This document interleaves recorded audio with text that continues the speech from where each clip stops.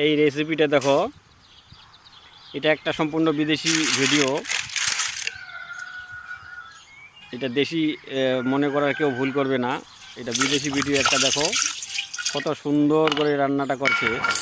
এটা গরুর জিহ্বা দিয়ে রান্না হচ্ছে। এই রেসিপিটা দেখো, তোমাদের খুব ভালো লাগবে আশা করি। ভিডিওটা ভালো লাগলে লাইক করবে, চ্যানেলে নতুন হলে চ্যানেলটাকে সাবস্ক্রাইব করে নিবে।